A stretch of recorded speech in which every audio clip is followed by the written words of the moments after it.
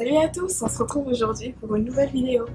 Alors c'est ma première vidéo Back to School et dans cette vidéo Back to School je voulais en fait donner des conseils, comme vous l'avez vu dans le titre, parce que je viens de sortir de terminale, j'ai passé le bac et tout ça. Donc je voudrais donner des conseils sur le déroulement de la terminale et en fait sur le bac quoi, sur le bac. Donc voilà, c'est parti.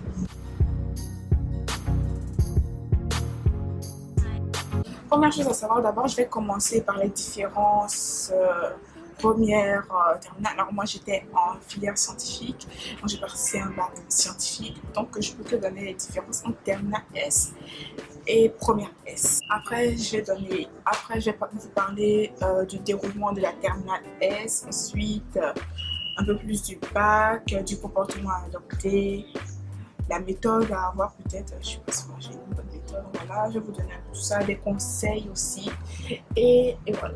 Donc on va commencer tout de suite avec les différences première et terminale S. Alors déjà, en terminale S, j'ai remarqué, déjà c'est clair, hein, il y a beaucoup plus de travail. Il ne faut pas se voiler de la face, il y a beaucoup plus de travail. Vous aurez plus de devoirs à faire à la maison, à rendre au professeur. Vous aurez aussi beaucoup d'exercices à faire, surtout en mathématiques, beaucoup d'exercices.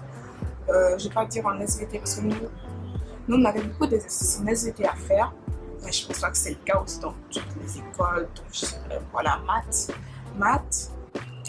C'est un travail qui demande aussi beaucoup plus d'autonomie, c'est-à-dire que les professeurs, ils ne vont pas vous suivre. Vous faites, après on corrige, si vous avez des questions, vous leur demandez, mais ils ne seront pas derrière vous, ce sera à vous de travailler complètement. C'est pas comme quand on est au collège, il y a vraiment du suivi, les profs sont vraiment derrière les élèves, mais au lycée, même dès la seconde, même ça se voit, c'est plus de l'autonomie et ça va en montant pour se préparer à l'université. Donc, terminale, c'est vraiment de l'autonomie.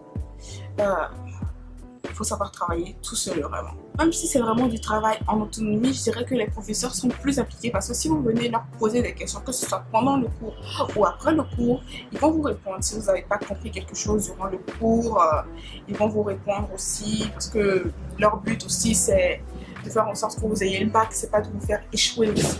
Donc si vous avez quelque chose qui ne va pas, vous pouvez toujours aller leur demander, même en dehors de vos heures de cours, si vous avez quelque chose à leur demander sur une leçon, un cours, quelque chose, n'importe quoi, vous pouvez aller les voir.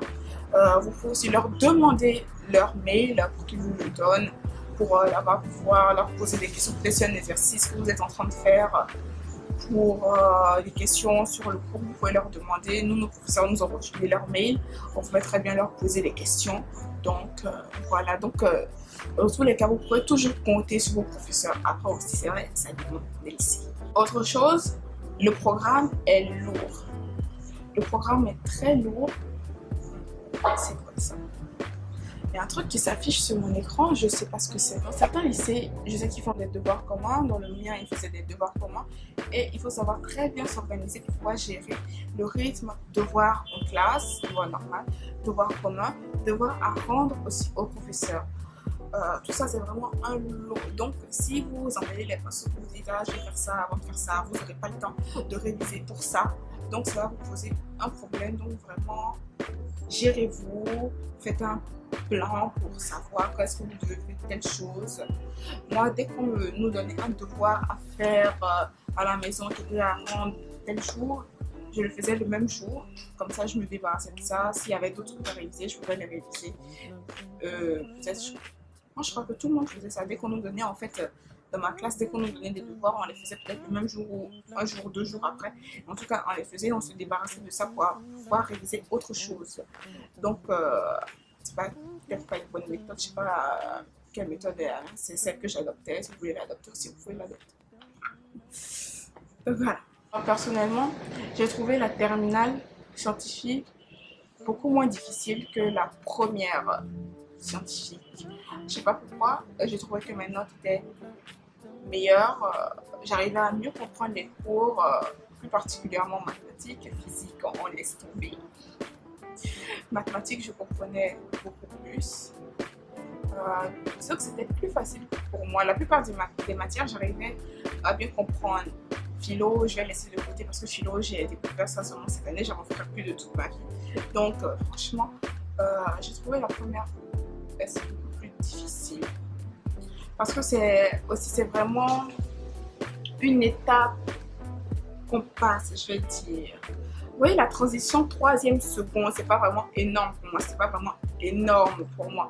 Il n'y avait pas un trop gros fossé, je vais dire. Alors que seconde, première, j'ai trouvé ça beaucoup plus difficile parce que vraiment, il y avait du changement vis-à-vis des maths et il y avait du changement vis-à-vis de la physique. Ça fait déjà beaucoup. On perd des points sur les moyennes aussi quand on entre en première S. Pareil aussi en terminale S, on perd aussi des points sur la moyenne. On peut très bien en gagner, mais on en perd surtout la plupart du temps. Donc voilà, moi c'est mon avis personnellement. J'ai trouvé que la terminale était beaucoup plus facile que la première. Donc franchement, il ne faut pas avoir peur de la terminale S en se disant on va rater, on va pas avoir de bonnes notes. Non, vaut mieux se calmer, prendre son temps. Bien réviser les devoirs aussi, c'est important. Et voilà, tout ira bien. Je vais passer au déroulement de la terminale S. Alors, dans le déroulement de la terminale, j'ai surtout parlé des 3 matières principales, les matières scientifiques. Donc, les maths, SVT et physique-chimie. Dans les maths, vous allez faire beaucoup de fonctions. Le programme est surtout axé sur les fonctions. Donc, vraiment, il faut très bien apprendre les fonctions, savoir comment on les fait, savoir comment on les calcule. Parce que de toute façon, au bac, vous aurez obligatoirement des fonctions. Quelquefois même, ce sera un mélange d'intégrales avec... C'était quoi déjà le mot? Ça peut être un mélange d'intégrales et d'exponentielles. Ça peut être un mélange de n'importe quoi. Intégrale et exponentielle, ça arrive bien plus souvent d'ailleurs. Ça peut être aussi les fonctions sinus, cosinus qu'on va mélanger avec aussi des fonctions exponentielles. Il y a plein de trucs qui peuvent arriver. Donc les fonctions, il faut que ça rentre là. Il faut que ça rentre là. Sinon, c'est mort. Si vous avez zappé les fonctions, c'est mort. Il y a aussi des probabilités. Les probabilités qu'on mélange aussi des fois aux intégrales. Tout ça, vous allez voir. Vous ne connaissez pas encore maintenant, vous allez voir. C'est pas très compliqué, mais faut juste que ça rentre. Une fois que c'est rentré, c'est bon. Faut juste ensuite faire des exercices. SVT, vous allez avoir de la géole, beaucoup de génétique, vivante. C'est tout. Pour physique chimie. Ça, je sais pas comment expliquer parce que vous allez voir vraiment beaucoup de choses. Vous allez voir la radioactivité, vous allez voir de la mécanique, vous allez revoir la chimie, beaucoup de chimie, vous allez voir la nomenclature, vous allez voir aussi, comment on appelle ça? J'ai déjà tout oublié de ce j'ai déjà oublié. Je sais plus, mais en tout cas, vous allez voir un truc. Mais en chimie, c'est pas très compliqué. Maintenant, moi, ce que j'ai trouvé difficile en chimie, c'était vraiment la mécanique. C'est ça qui m'a posé le plus de problèmes. C'était ma note noire. Donc, je dirais, faites attention avec mécanique. Et voilà. Je vais parler du bac et plus particulièrement des coefficients. Si vous êtes en S, avant le passage de la première S à la terminale S, il y a des spécialités à choisir entre maths, physique, chimie et SVT. Et comme je sais une spécialité, le coefficient de la matière augmente de 2. Donc ça, il faut faire attention et voir dans quelle matière est-ce que vous êtes bon, moyen, ou vous débrouillez pour choisir votre spécialité. Je vais dire les coefficients. En mathématiques, normalement, c'est coefficient 7. Si vous prenez SPMath, c'est coefficient 9. Physique, chimie et SVT, c'est coefficient 6. Si vous prenez soit l'un ou l'autre, ça revient à avoir du coefficient 8.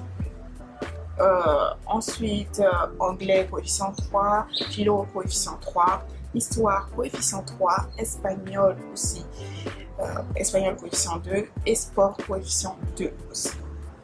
Au bac, vous aurez aussi à passer les TPE. Je dis TPE, en fait, vous devez passer les ECE. Donc les ECE, je sais pas vraiment c'est quoi.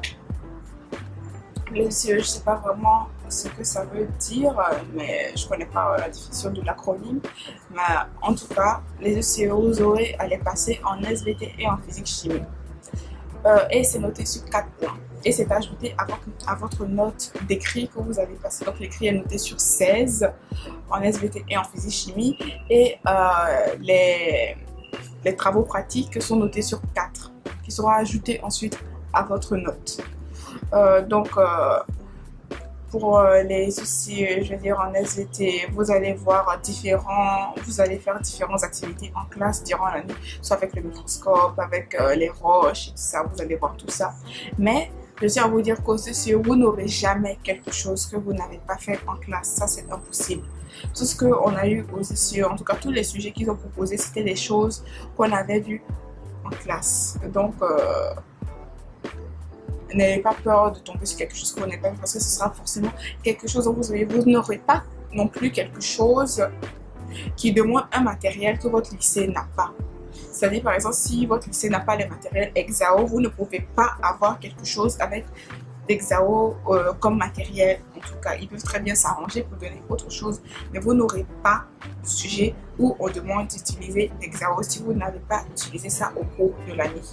Voilà. J'ai un peu parlé des comportements à adopter pendant l'année, c'est-à-dire une petite astuce qu'il faut faire tout le long de l'année pour réussir.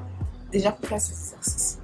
Pour faire ces exercices, c'est universel. Vous ne pouvez pas échapper aux exercices, surtout en mathématiques et en physique. Vous ne pouvez pas échapper aux exercices. Il faut en faire pour pouvoir comprendre le cours, parce que ce n'est pas en apprenant seulement le cours que vous allez pouvoir comprendre et assimiler. Il faut s'entraîner aussi, utiliser les formules. C'est vrai qu'en physique, chimie, il faut aussi apprendre pour apprendre, parce qu'on demande beaucoup de questions dans les devoirs, beaucoup de questions pour, on demande des questions pour apprendre, on demande de réfléchir. Donc, en physique, chimie, il faut apprendre les cours et il faut faire des exercices. Maintenant, maths, c'est pas forcément apprendre les cours, il faut apprendre les démonstrations des cours, parce qu'on peut vous demander une démonstration au bac, mais il ne faut pas apprendre les formules, mais il faut chercher à les appliquer, parce qu'en les appliquant, vous les retenez forcément. Donc, ça va rester. Donc, faire des exercices et lire les cours. Troisième chose, ne pas réviser à la veille de devoir. Ça, je le déconseille fortement. Vous allez vous taper des sales notes. Ce n'est pas à la veille des devoirs qu'il faut réviser. Si vous avez ce genre d'habitude, oubliez ça dès maintenant. Après, si ça marche pour vous, vous pouvez toujours continuer. J'espère que ça va marcher. Mais en tout cas, faites pas ça. Ne révisez surtout pas à la veille des cours. Surtout SVT. SVT, c'est lourd. Le programme est très lourd. Il y a beaucoup de choses interdites de réviser à la veille des cours. Histoire, c'est pareil. Histoire, c'est pareil. Vous connaissez très bien Histoire. Le programme en Histoire, il est très, très lourd, très dense, très ennuyeux, comme chaque année. On va pas se mentir. Ne révisez jamais à la veille de devoir. SVT, Histoire, maths, physique, chimie, anglais, espagnol, ça on se débrouille à chaque fois. Vous révisez juste conjugaison, ça s'arrête là, franchement. Philo, le talent. Le talent, c'est tout ce qui compte au philo. Non, des conseils pour le bac. Pour le bac, vraiment, ça sert à rien de stresser. C'est comme si on vous disait, venez passer un devoir le samedi. C'est quasiment la même chose, c'est normal, quoi. Je pensais vraiment que j'allais stresser une fois que je serais là-bas, que je serais pétrifiée par la peur, pas du tout. C'est comme si, en fait, j'allais à un devoir normal. C'est comme si j'allais à un devoir normal à l'école. On m'a dit de venir un samedi matin pour venir faire mon devoir de SVT, si tu veux, de venir faire mon devoir d'histoire, si tu veux. C'est quasiment la même chose, il n'y a pas de stress, rien du tout. Peut-être le stress, c'est au moment où les résultats approchent. Mais franchement, pendant les épreuves et tout, franchement, il n'y a pas de stress.